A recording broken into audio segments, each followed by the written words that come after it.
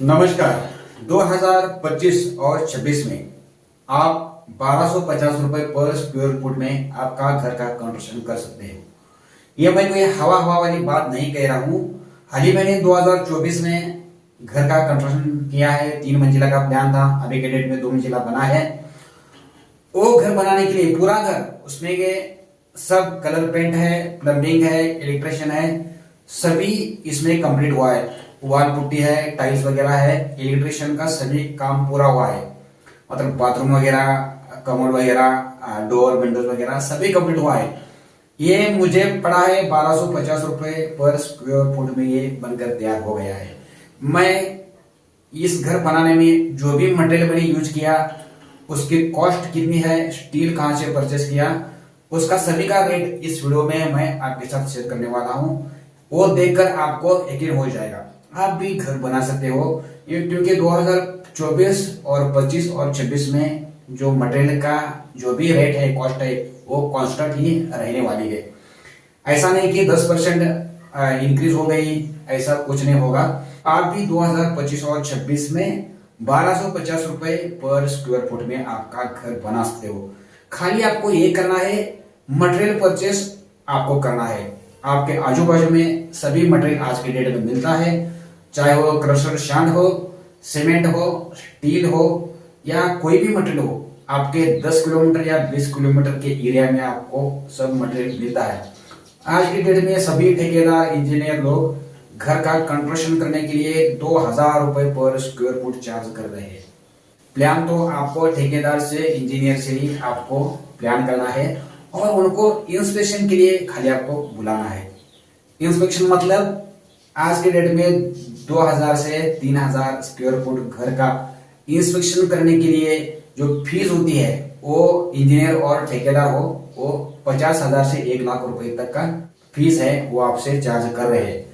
तो अगर इंजीनियर ठेकेदार अगर आप बुलाते हो तो उनको, वो भी आपको, जो भी मिस्त्री लोग है, सेंटरिंग वाले लोग है, लेबर लोग है, उनको भी वो थोड़ा आपको हेल्प करते हैं।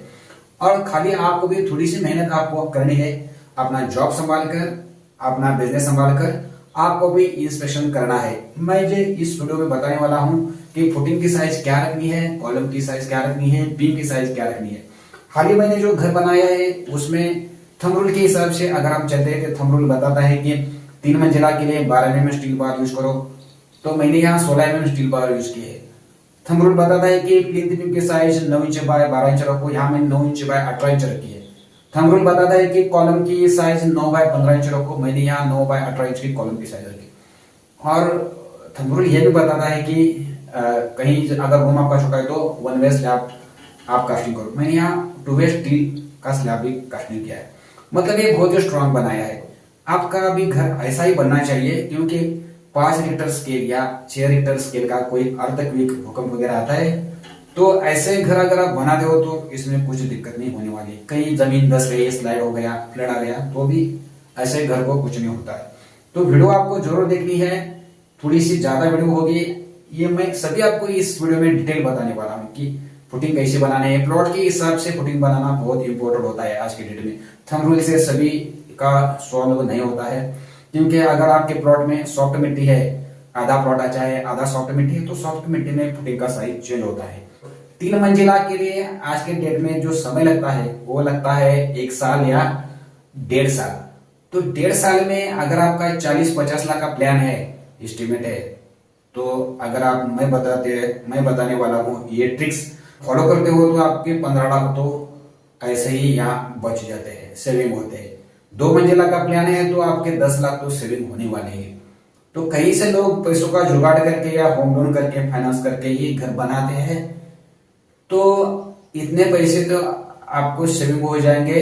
आप चाहे तो होम लोन का पार्ट पेमेंट भी भर सकते हो, या इंटीरियर मटेरियल आपका घर कंप्लीट होने के बाद वो भी आप इस पैसे से परचेस कर सकते हो। तो वीडियो को स्किप न कीजिए। अगर अच्छा लगा तो वीडियो को लाइक और शेयर और सब्सक्राइब जरूर कीजिए। और आपको अंत में घर बनने के बाद आपको कितना पर स्क्वायर फुट खर्चा आया, ये मुझे भी आपको कमेंट करना है। ऐसा नहीं कि मैं वीडियो बनाया और आपको छोड़ दिया, ऐसा बिल्कुल भी नहीं है।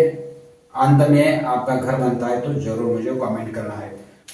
तो आपका जो प्लॉट है, प्लॉट की जो लेवल है, या आपकी प्लॉट की लेवल है, हम ऐसा अभी इमेजिन करते हैं कि यहाँ आपकी सॉफ्ट जगह है प्लॉट में, और यहाँ आपकी प्लॉट की हार्ड जगह है। तो हार्ड जगह पर कॉलम का फुटिंग कैसा बनाना है, ये बहुत ही इंपॉर्टेंट होता है।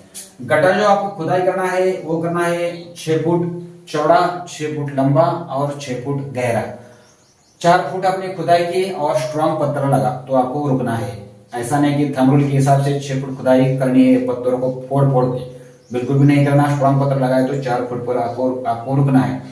अगर मीडियम लेवल की मिट्टी है, आप खुदाई कर सकते हो 6 फुट, तो 3 मंजिला के लिए, 3 मंजिला का आपका प्लान है तो आप 6 फुट खुदाई कर सकते हो। अभी मैं इमेज आपको बता रहा हूं, ये आपने गड्ढा खुदाई की 6 फुट बाय 6 फुट की।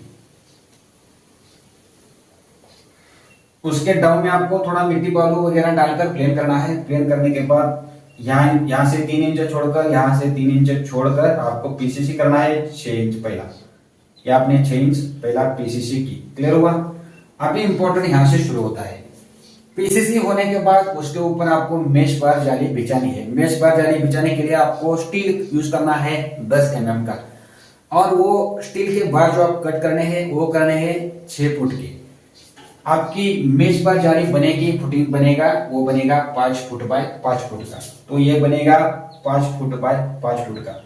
अब 6 फुट के बार इसलिए आपको कट करने हैं कि ये आपको दोनों एंड ऊपर 6 इंच आपको बेंड करने हैं। तो यहाँ 6 इंच चला गया, यहाँ 6 इंच चला गया, मिडल में बचा 5 फुट, मतलब 5 फुट बाय 5 फुट की आपको मेश बार जाली यहाँ बिछानी है। 6 इंच के डिस्टेंस पर आपको हॉरिजॉन्टल और वर्टिकल बार बांधने हैं 10 mm के। ये मेश बार जाली आपने बिछाई, उसके ऊपर मिस्त्री लोग कॉलम खड़ा कर देते हैं। कॉलम खड़ा करने के बाद मिस्त्री लोग फिर से 6 इंच मसाला भरते हैं। तो यहाँ आपने मसाला भर दिया, क्लियर हुआ। कॉलम का स्टील है, ये है। तो यहाँ आपको यहाँ से यहाँ तक और यहाँ से यहाँ तक आपको उसको स्लोपिंग ट्रोपेजोइडल या आइसोलेटेड फुटिंग बनाना है। अभी हम बात करते हैं कि यहाँ 45 डिग्री का एंगल होता है और यहाँ 45 डिग्री का एंगल होता है, क्लियर हुआ। और ये आपको अगर आप इसमें मसाला डालते हो तो ये आपको सामने से दिखेंगे तो ऐसा दिखता है। इसको आपको ध्यान ये रखना है कितना इसकी लेंथ होनी चाहिए। पीसीसी के ऊपर से यहाँ आपका पीसीसी खत्म हुआ, इसके ऊपर आपको जो ट्रोपेजोइडल करना है या आइसोलेटेड करना है या स्लोपिंग करना है, डिस्टेंस होना चाहिए 18 इंच। 1-2 इंच इधर उधर हुआ तो कोई दिक्कत नहीं है, लेकिन इसका डिस्टेंस होना चाहिए 18 इंच। ये आइसोलेटेड और ट्रोपेजोइडल फुटिंग बनाते वक्त आपको ध्यान देना है। यहां तक आपने फुटिंग बना दिया तो अब 6 घंटे या 1 दिन आपको रुकना है। और इसके ऊपर आपको ट्रोपेजोइडल जो करना है उसके लिए थोड़ा गाढ़ा मसाला, टाइट मसाला बनाना पड़ता है, से और आइसोलेटेड फुटिंग बनाना पड़ता है। तो मिस्त्री लोग तो अगर आप बोलते हो ट्रोपेजोइडल बनाना है तो मिस्त्री लोग बनाते। ये आपका ट्रोपेजोइडल हो गया। इसके ऊपर आपको जहां आपका प्लिंथ बीम आने वाला है वहां तक वो कॉलम कास्टिंग करना है, क्लियर हुआ। अभी हम बात करते हैं सॉफ्ट जगह पर। ये सॉफ्ट सॉइल, यहाँ कैसा कॉलम का फुटिंग बनाना पड़ता है। तो गड्ढा आपको जो खुदाई करना है वो करना है 6 बाय 6 फुट का, और 12 फुट गहरा आपको गड्ढा खुदाई करना है। कहीं आप एग्रीकल्चर में घर बना रहे हो तो वहां तो ब्लैक कॉटन सॉइल होती है। ब्लैक कॉटन सॉइल में दिक्कत ये होती है कि अगर आप एग्रीकल्चर में बना रहे हो तो वहां 20 फुट आपने खुदाई की तो ब्लैक कॉटन सॉइल मिलती है। तो वहां आपको क्या करना है, 12 फुट तक खुदाई करनी है और वहां तक खुदाई की तो रुकना है। नीचे क्या करना है, 12 फुट के आपने खुदाई की तो नीचे बड़े बड़े पत्थर का एक लेयर आपको डालना है। उसके ऊपर हार्ड मिट्टी का एक लेयर डालना है, उसके ऊपर बड़े बड़े पत्थर का एक लेयर डालना है, उसके ऊपर हार्ड मिट्टी का एक लेयर डालना है, उसके ऊपर बड़े बड़े पत्थर का एक लेयर डालना है, उसके ऊपर हार्ड मिट्टी का एक लेयर डालना। ऐसा आपको गड्ढा जो खुदाई करना है वो करना है 6 फुट तक। ये गड्ढा आपको भरना है अच्छी तरीके से। ये आपने गड्ढा भर दिया 6 फुट तक। अभी इम्पोर्टेंट है, इसके ऊपर आपको पानी डालना है, बहुत सा पानी डालना है। पानी ड्राई होने के बाद 1 या 2 दिन बाद उस गड्ढे में ऐसे जितने भी आपके गड्ढे हैं आपके प्लॉट में, वहां आपको कॉम्पैक्टर मशीन उतारना है और अच्छी तरीके से कॉम्पैक्ट करना है। कॉम्पैक्टर मशीन आपके एरिया में अवेलेबल होता है, आपको खाली सर्च करना है। ये मैंने बनाया तो मेरे सभी कॉलम ऐसे ही थे, मतलब सॉफ्ट जगह पर थे। अभी ये मैंने बनाया है तो 15 मेरे कॉलम थे, तो 15 कॉलम को कॉम्पैक्ट करने के लिए उस बंदे ने 3,000 रुपए से 4,000 रुपए तक का मुझसे चार्ज लिया। तो इसमें ज्यादा खर्चा नहीं आता है, लेकिन अगर आप कॉम्पैक्ट करते हो तो ये बहुत ही जो फाउंडेशन है फुटिंग का वो बहुत ही स्ट्रांग बनता है। कॉम्पैक्ट करने के बाद उसके ऊपर आएगा आपका पीसीसी। यहाँ से 3 इंच छोड़कर, यहाँ से 3 इंच छोड़कर आपको पहले क्या करना है, पीसीसी करना है। उसके ऊपर क्या करना है, आपको मेश बार जाली 5 फुट बाय 5 फुट की बिछानी है। मेश बार जाली के लिए आप 10 mm बार हॉरिजॉन्टल और वर्टिकल आप बांधते हैं और 6 इंच के दूरी पर डिस्टेंस पर वो भी बांधते हैं। मेश बार जाली बिछा दी, उसके ऊपर आपको कॉलम खड़ा कर देना है, या कॉलम खड़ा कर दिया, कॉलम का स्टील खड़ा कर दिया। फिर से मिस्त्री लोग 600 इसमें मसाला भर देंगे और उसको भी आइसोलेटेड या प्रोपेशनल या स्लोपिंग फुटिंग बनाना है। क्लियर हुआ?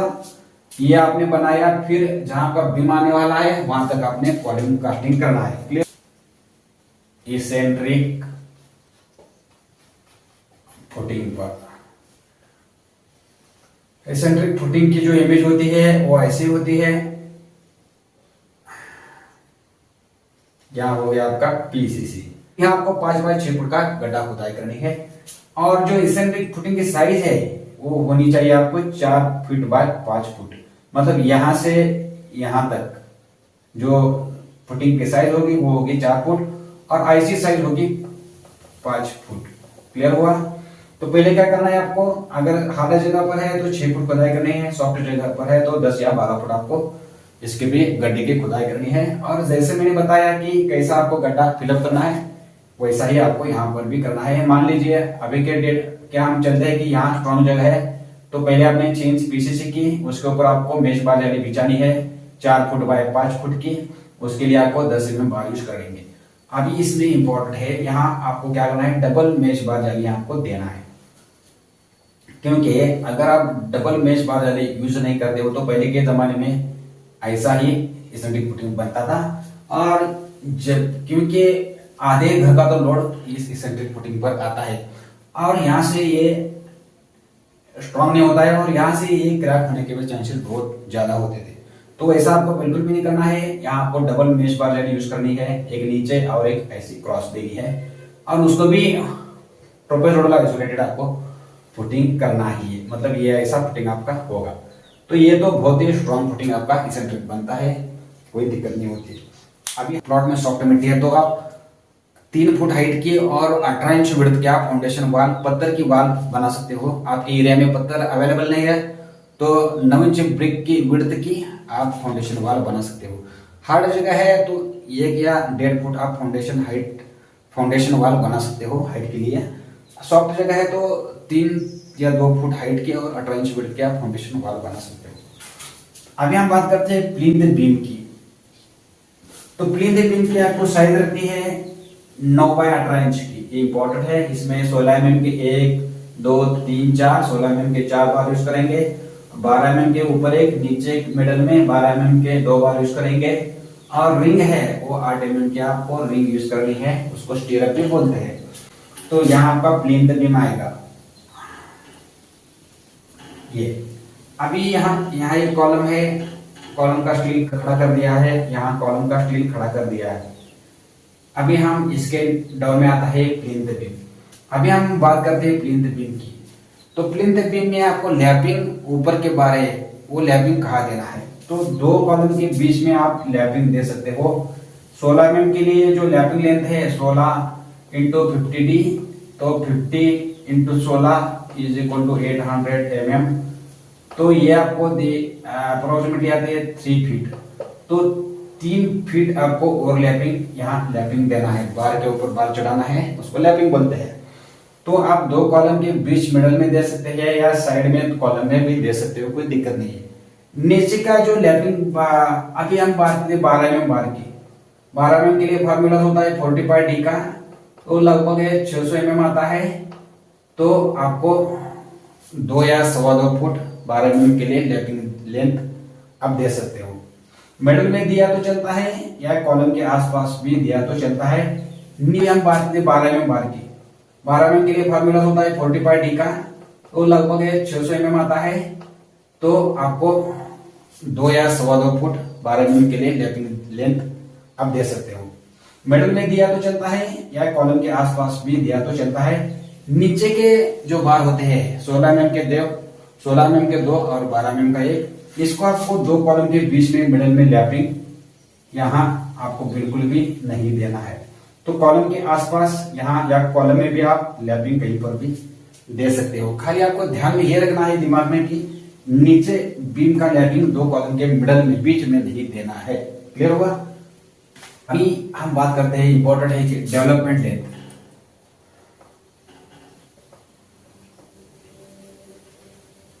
ये बहुत ही इंपॉर्टेंट टॉपिक है। डेवलपमेंट लेंथ क्या होती है? तो यहाँ आपके बार खत्म हुए, यहाँ का मतलब बीम आपका प्लिंथ बीम यहाँ खत्म हुआ, तो क्या करना है, ये बार आपको नीचे 6 इंच बेंड करना है और नीचे के बार आपको ऊपर 6 इंच बेंड करना है। इसको बोलते हैं डेवलपमेंट लेंथ। 16 mm के बार थोड़े बेंड करने में मिस्त्री लोग थोड़ा दिक्कत करते हैं। आपको बोलना है ये होना ही चाहिए, तो मिस्त्री लोग जरूर करते हैं। स्लैब में आप बीम देने वाले होते हैं, उसको रूफ बीम बोलते हैं। स्लैब के नीचे आपको दिखता है, उसमें भी आपको डेवलपमेंट लेंथ देनी ही है। मिस्त्री को आपको स्ट्रांगली बोलना है ये मुझे डेवलपमेंट लेंथ चाहिए, तो मिस्त्री लोग देते हैं। थोड़ा सा उनको दिक्कत होती है बार बेंड करने में, लेकिन आप स्ट्रांगली कहते हो तो मिस्त्री लोग जरूर करते हैं। क्लियर हुआ? तो डेवलपमेंट लेंथ का भी यहाँ सब्जेक्ट क्लियर हुआ। जैसा आपका प्लिंथ बीम कंप्लीट हुआ, तो क्या करना है, नीचे का मतलब हॉल है, बेडरूम है, किचन है, वहां का पोर्शन जो खाली पोर्शन होता है उसमें आपको छोटे बड़े पत्थर और हार्ड मिट्टी डालकर प्रॉपर तरीके से वो फिलअप करना है। फिलअप करने के बाद उसके ऊपर पानी डालना है। 1 दिन के बाद पानी ड्राई होने के बाद उसके ऊपर भी आपको कॉम्पैक्टर मशीन चलाना है, वाइब्रेटर मशीन चलाना है और अच्छी तरीके से वाइब्रेट और कॉम्पैक्ट करना ही है। ये होने के बाद अभी हम बात करते हैं कॉलम की। तो कॉलम की साइज आपको रखनी है 9x15 इंच की। 3 मंजिला के लिए, 2 मंजिला के लिए भी आप 9x15 इंच कॉलम की साइज रख सकते हो, कोई दिक्कत नहीं है। उसमें आपको स्टील बार 16 mm के 4 बार यूज करने हैं, 1 2 3 4, और 12 mm के 2 बार यूज कर सकते हो, और 8 mm की रिंग आप यूज करना है।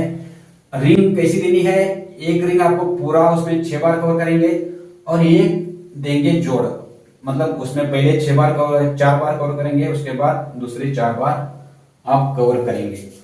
एक रिंग आपने पूरी दी, उसके बाद 6 इंच के दूरी पर दूसरे आपको देना है जोड़। क्लियर हुआ? यहाँ 12 इंच हुआ, यहाँ 18 इंच हुआ, मतलब 6 इंच की दूरी पर यहाँ पे पूरी रिंग दी, इसके ऊपर आपको जोड़ देना है।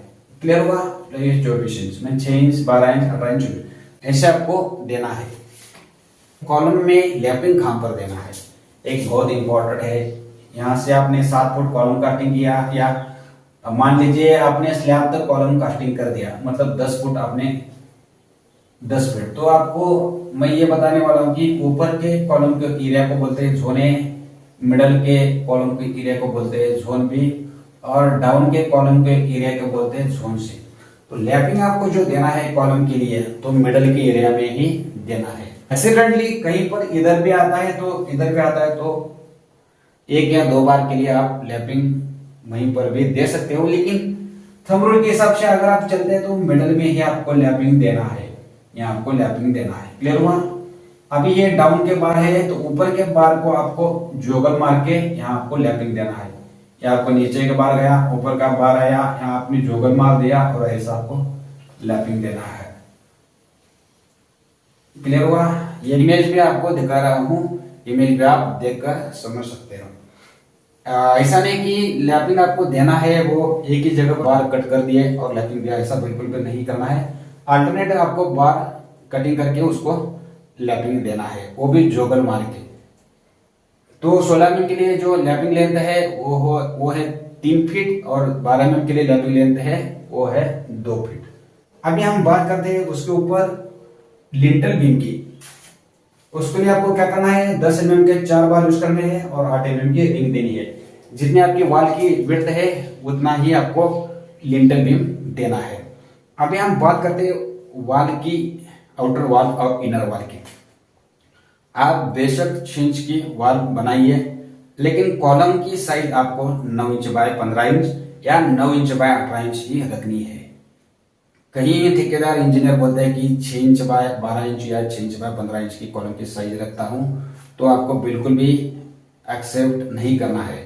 क्योंकि एक अर्थक्वेक आएगा, फ्लड आएगा, तो उसका टिकना मतलब वो उतना स्ट्रांग नहीं होता है, दिक्कत आने के चांसेस बहुत ज्यादा होते हैं। तो कॉर्नर में अगर आपने 6 इंच की वॉल बनाई और 9 इंच का कॉलम बनाया तो कॉलम कॉर्नर में थोड़े अंदर दिखते हैं। इमेज में भी आपको दिखा रहा हूं, तो कोई दिक्कत नहीं होनी चाहिए, थोड़ा दिखने दो, लेकिन स्ट्रांग घर बनने का बहुत जरूरी होता है।